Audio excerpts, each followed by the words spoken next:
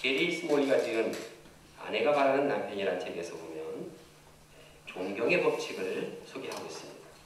아내들이 어떻게 하면 존경할 수 있는가? 그러면서 남편을 존경하기 위해서는 하지 말아야 할 것과 또 적극적으로 해야 할 것을 말하고 있습니다. 먼저 부부의 신뢰가 약한 경우에는 아내가 남편 앞에서 다른 남자들을 추켜 세우지 말아야 합니다. 아내가 남편보다 그냥 남편은 젖어 놓고 그냥 더 훌륭한 교회 리더를 칭찬하고 그러면은 아내는 소외감 느낍니다. 괜히 비교의식 듭니다. 기죽습니다. 또 아내는 다른 사람 앞에서 결코 남편을 무시하거나 비난하지 말아야 합니다. 아내가 자기 자녀들 앞에서 남편 욕을 하고 자기 아는 사람 앞에서 남편 욕을 하면 남편은 안 듣습니까? 끼임새로 다 알아차립니다. 이게 기분이 이상합니다. 그것을 아는 순간 완전히 힘을 잃어버립니다. 용기가 확 떨어져 버립니다. 아주 치명적인 결과를 보일 수가 있습니다. 결코 남편을 다른 사람 앞에서 무시하거나 비난해서는 안 됩니다. 또 아내는 남편이 어떤 일을 할 때 계속해서 다그치지 말아야 합니다. 아내가 남편에게 아주 잔소리를 계속 늘어놓으면은 남편은 어떤 생각을 하느냐? 난 무능한, 난 무책임한 사람으로 여긴다는 억하고 투시로 들게 됩니다. 그래서 사기를 꺾게 되는 것입니다. 또 아내가 아무것도 아닌 일 가지고 막 야단법석을 해가지고 큰 일을 만들어 놓을 때 남편이 생각하기를 자신을 모욕하고 있다.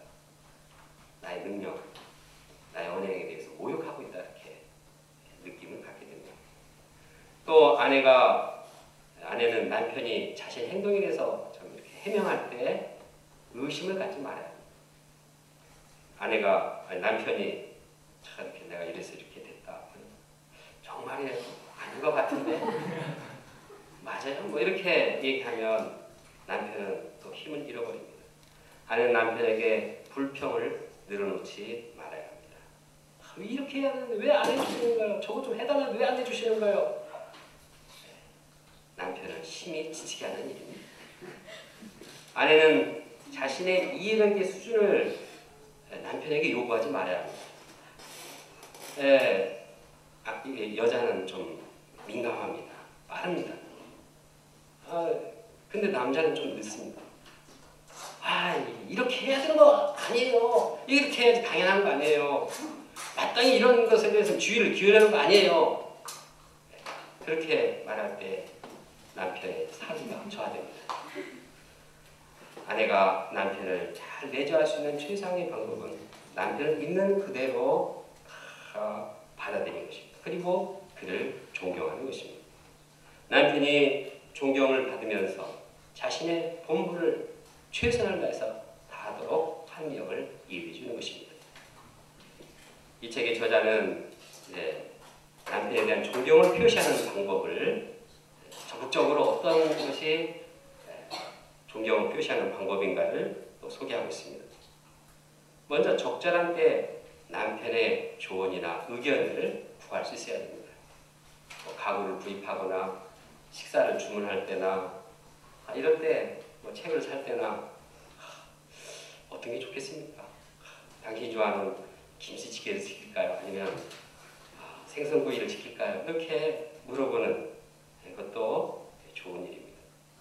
남편이 요구하거나 뭘 바라는 그 사항을 기억하고서 그걸 그렇게 잘하도록 환경을 예비하는 것도 존경의 표시입니다.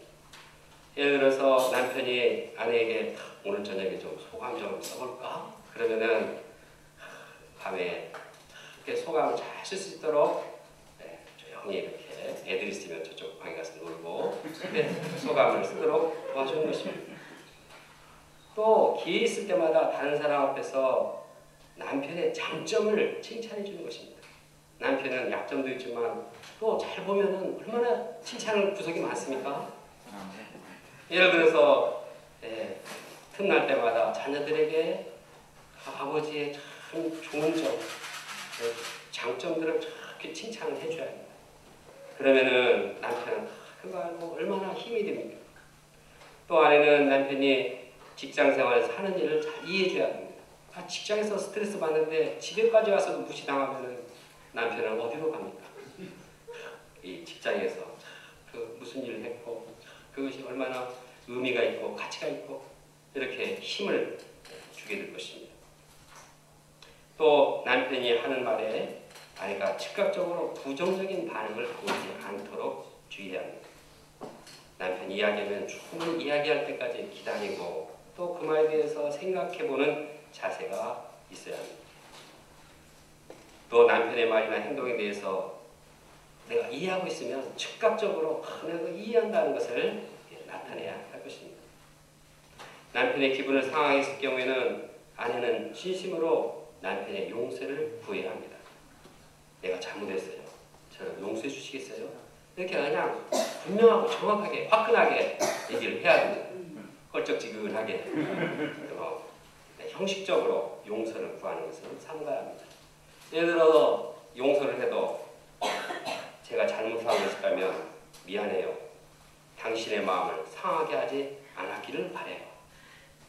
내가 그렇게 한 것은 미안해요. 그러나 당신 마음을 상하게 하려고 그런 것은 아니에요. 내가 그런 말을 한 것은 미안해요. 그러나 당신도 잘못한 점이 있습니다. 미안해요. 다음에 보다 조심하려고 노력을 할게요. 검토 중이에요. 이렇게 자신의 잘못을 최소화시키고 그냥 얼른 딱 이렇게 넘어가려고 할 때 남편은 마음의 유감을 품을 수가 있습니다. 이상에서 보는 것처럼 남편들은 무엇보다도 존경받기를 원합니다. 그러므로 아내는 먼저 남편에 대한 존경하는 마음을 가지고 또 존경하는 마음, 존경하는 표현을 아낌없이 해야 되는 것입니다. 하나님께서 남편을 귀하게 여기시고 그를 세우고자 하는데 어찌 아내가 그런 하나님의 귀한 뜻을 저버리고 귀하게 여기지 않을 수가 있겠습니까? 제2장 남편은 아내를 사랑해야 합니다. 본문은 아내에 대해 그 남편이 해야 할 일을 더 길게 말하고 있습니다. 형제들이 귀 기울여 들어야 합니다. 형제들이 25절을 함께 읽어보겠습니다. 시작. 남편들아 아내 사랑하기를 그리스도께서 교회를 사랑하시고 그 교회를 위하여 자신을 주신같이 하라. 아내에 대한 남편의 사랑은 교회에 대한 그리스도의 사랑과 같아야 합니다. 교회에 대한 그리스도의 사랑이 어떠합니까?